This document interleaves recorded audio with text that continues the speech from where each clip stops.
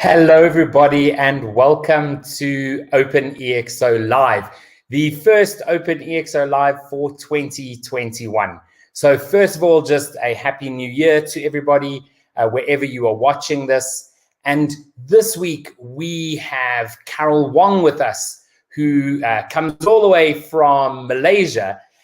And you can see on screen that we have some awesome people coming up in the next few weeks. And before I get Carol up to speak to us, I wanted to just share a bit of a story. I met Carol in person for the first time in November 2019 when I was in Kuala Lumpur speaking at a few events, and it was an amazing experience. I often say to people, I travel a lot. I'm calling from Guadalajara, and I said that wrong. Sorry to all the Mexicans, butchered that. Calling from Mexico, and I always say to people that other than Cape Town, which I love, Kuala Lumpur is one of my favorite cities. So, Carol, it is a pleasure to have you. Good morning to you. How are you doing this morning?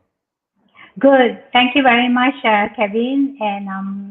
And I also would like to take this opportunity to wish everyone a very happy new year, and wish all your things that you could not do in last year, you will be able to achieve whatever that you wish to achieve this year.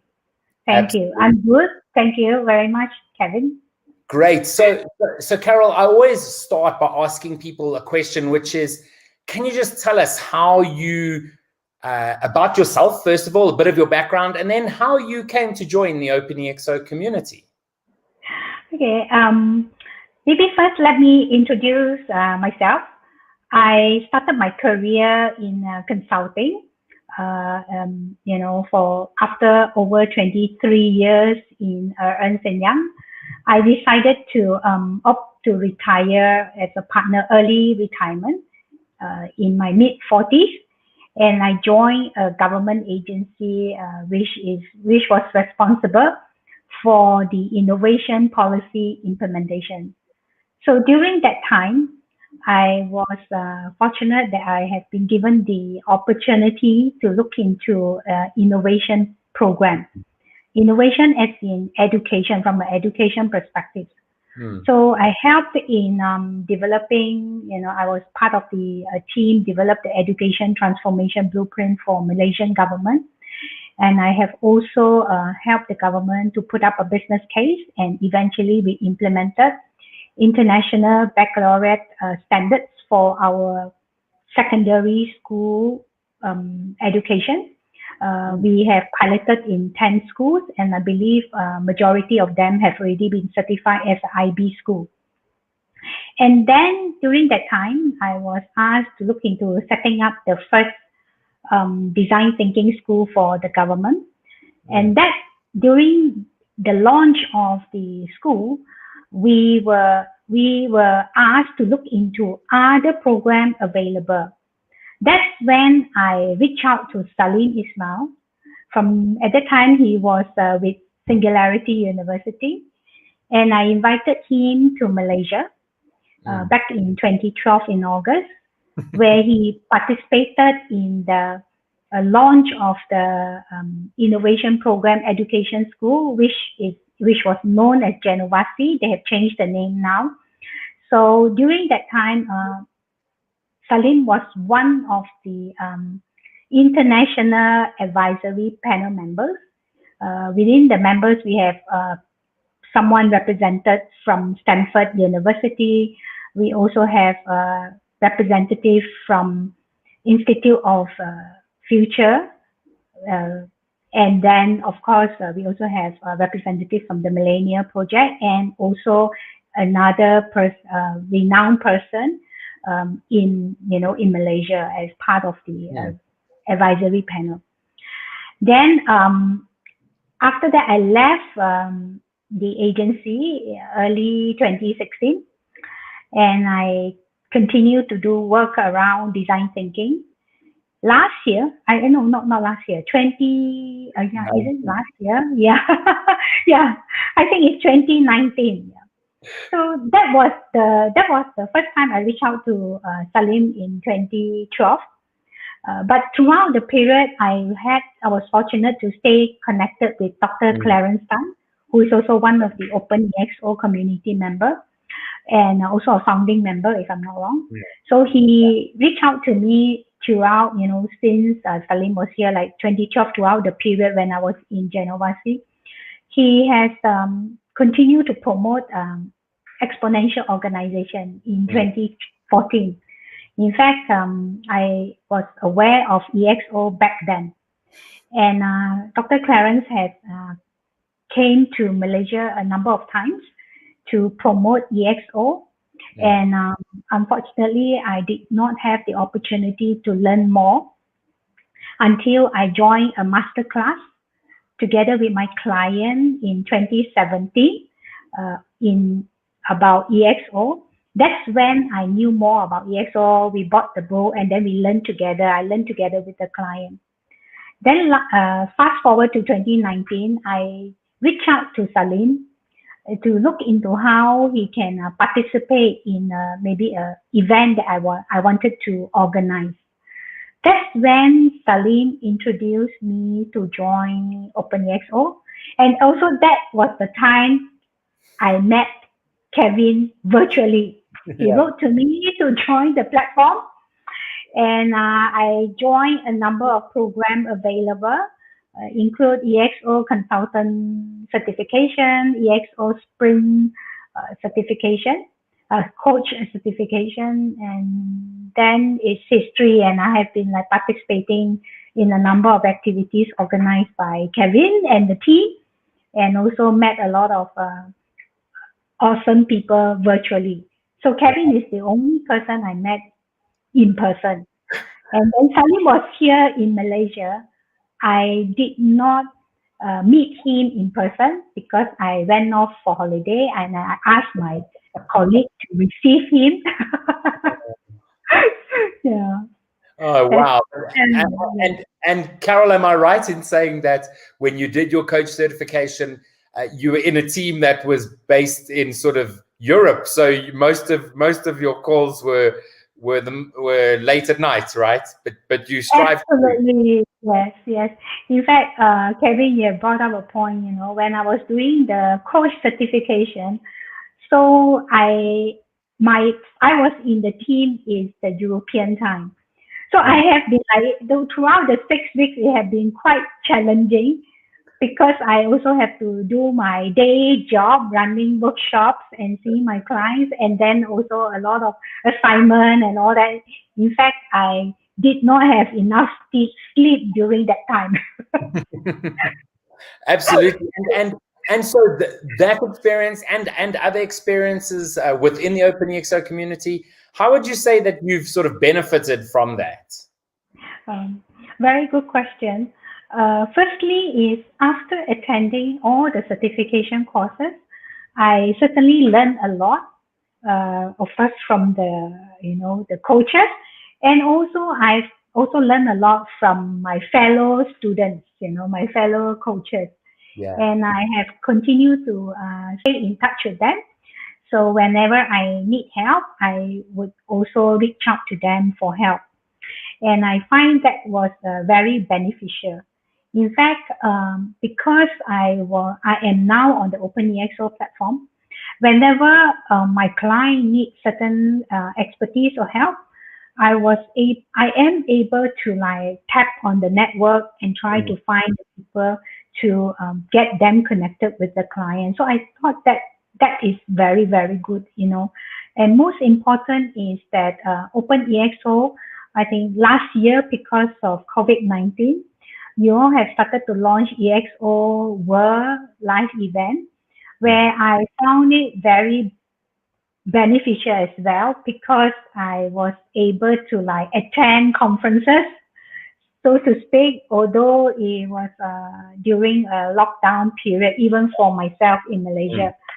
So I find that, given that although I am on my own, so to speak, as an entrepreneur running my own training and advisory services, I never felt lonely, alone, so to speak. I never felt that I was like limited in terms of my network, or the resources made available to me.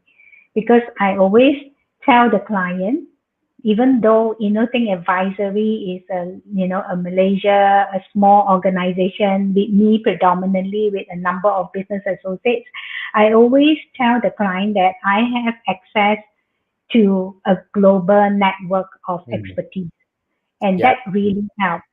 And because I came from a large consulting firm, Ernst and Young, so when you go for a bid, or to explain your expertise and your credential, I do not have a big firm behind me, unlike in the past. But I kept assuring the client that this is the network, and I also take the opportunity to promote exponential organization for sure, and also explain, how big the network is in terms of the ecosystem, in terms of the people expertise that we can tap on. Absolutely. That really helps. Yeah, absolutely. And one thing that you mentioned in your intro, Carol, was the fact that you helped set up a design thinking, in Malaysia from a government point of view. And we have a number of people in our community who are all sort of design thinking practitioners. How do you fit that design thinking in with the EXO model? Yeah, very good. Yeah, like you say, especially during the classes, certification classes, I have also met a number of people who are also design thinking practitioners. Absolutely. And as for me, because I've been like practicing design thinking for many years, when I joined the EXO Sprint coach, I found a lot of common techniques that can apply. So I was able to use the design thinking, for example, customer interviewing techniques, the empathy interviewing techniques. I could apply that in the exponential transformation methodology, the sprint methodology, where we needed to do validation of our hypothesis. So that really helped. So in my view, design thinking practitioners would actually able to benefit a lot, because they are able to apply the skills and the techniques and the experience throughout the EXO sprint.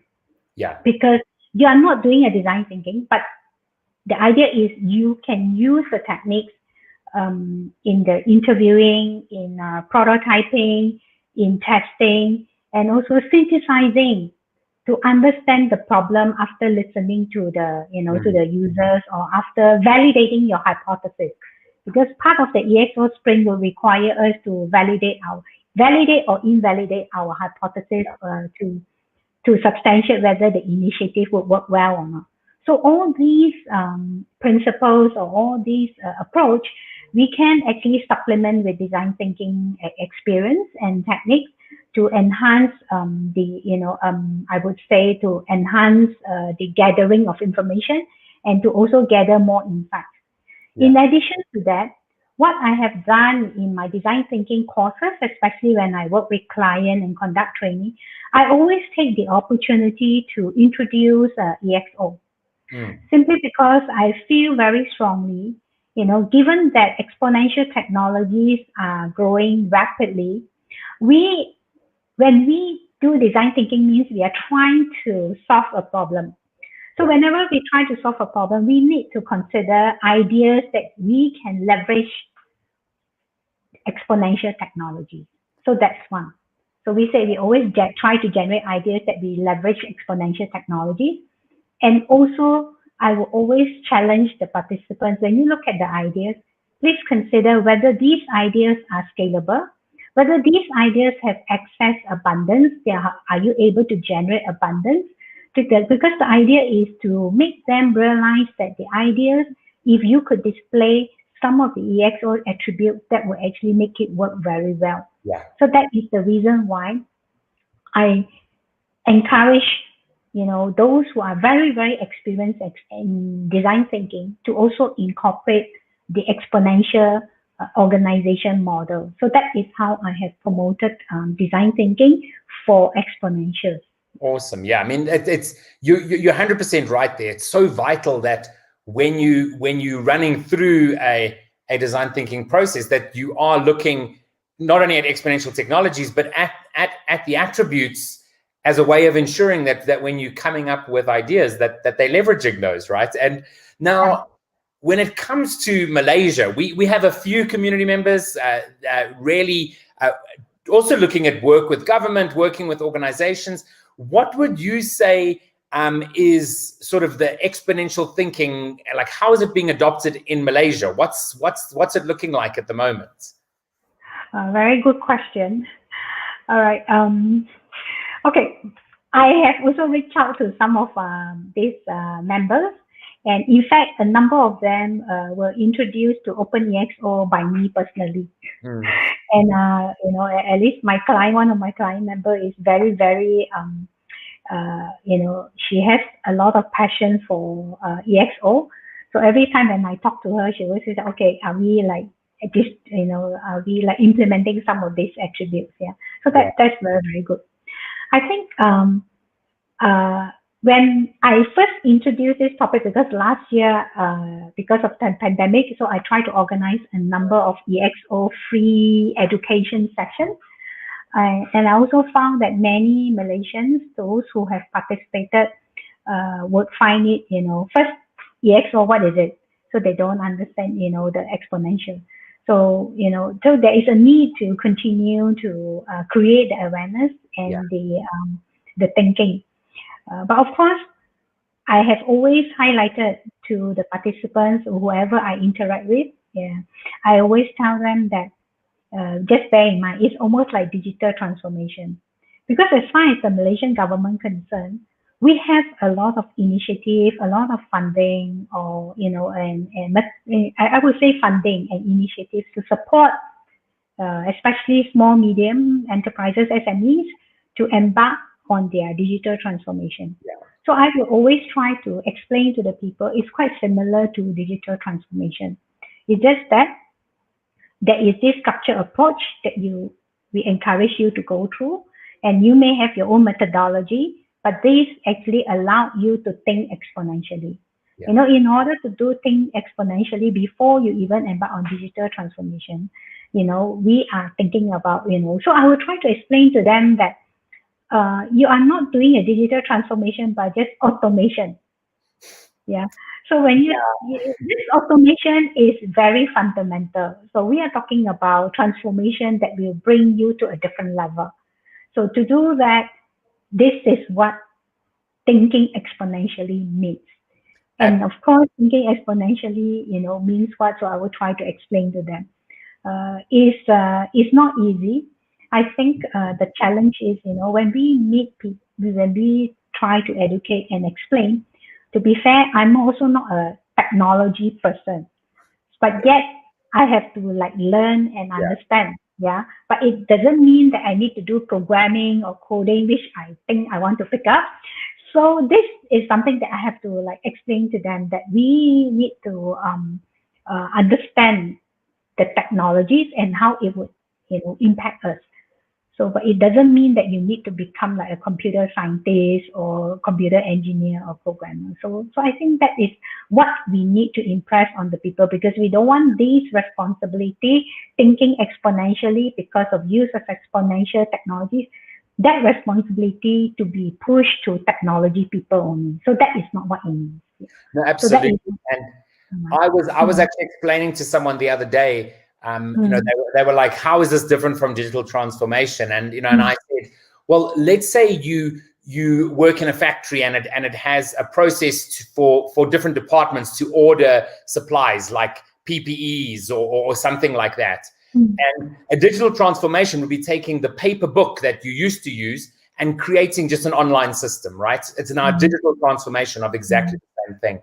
But an exponential transformation would be building an algorithm that actually determines when the stuff will be needed. It looks at the history of use, and it just orders it automatically.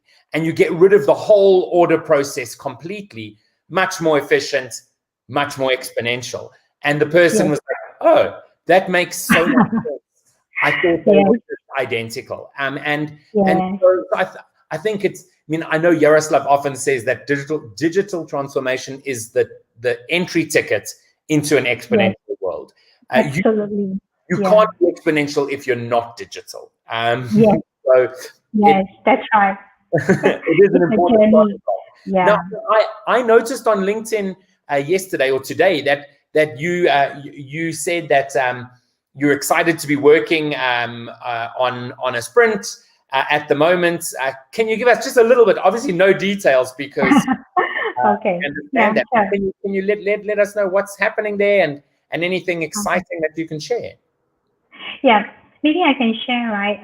I have been like I mentioned, I have a client who is very, very passionate about EXO, and she is also one of the member of the OpenExO. I introduced her to the platform. So we started this journey last year.